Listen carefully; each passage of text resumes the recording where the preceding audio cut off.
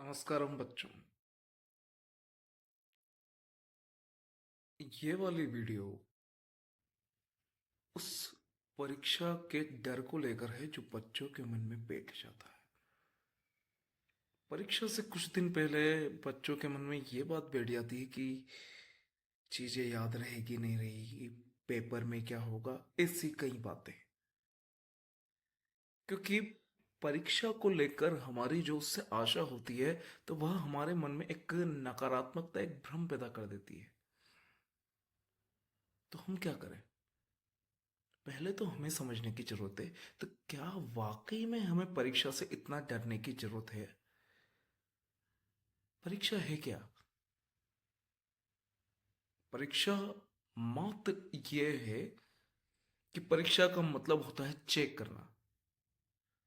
तुमने साल भर में जो कुछ किया है, अपने आप को जो बनाया है, वह रिजल्ट तुम्हें दिख जाएगा।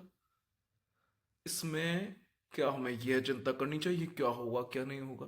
क्योंकि हम जो बन चुके हैं, हम में जितनी काबिलियत है, तो हम वहां पर वो कर देंगे।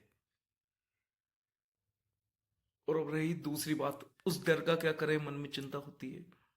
तो एक बहुत सीधी सी बात है, हम जो भी काम कर रहे हैं, कर्मण्येवाधिकारस्ते मा फलेषु कदाचन मा कर्मफल हेतुर्भर्माते संगोस्तव कर्मणि। आपके हाथ में कर्म करना है, आप काम कीजिए, उसका जो भी रिजल्ट हो सारा भगवान पर छोड़ दीजिए। आपके लिए जो सही होगा वह आपको वह देंगे, यह निश्चित है, इसमें कोई दो राय नहीं। अब भगवान में अगर आपको विश्वास है, तो आपको बस उनका नाम लेकर अपने आप को निश्चिंत कर देना चाहिए।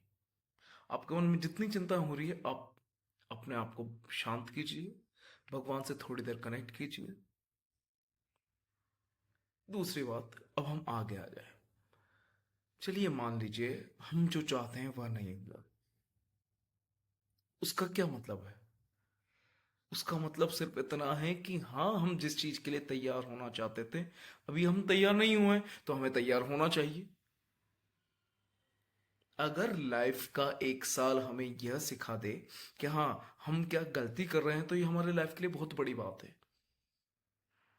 लेकिन कुछ लोग, कुछ बच्चे फेल होने के डर से, नंबर कम आने के डर से, परीक्षा से पहले ही कुछ गलत कदम उठाने की सोच लेते हैं। जैसे कि एलन के बच्चे, वो तो आत्महत्या कर लेते हैं। किस चीज के लिए आत्महत्या करी? आपको बस एक साल बिगड़ रहा था, आपने पूरी जिंदगी को बर्बाद कर लिया। और अब दूसरी बात, हम राजस्थान के हैं। जिस जमीन पर हमने जन्म लिया है वो वीरों की भूमि है, ये भारत भूमि है।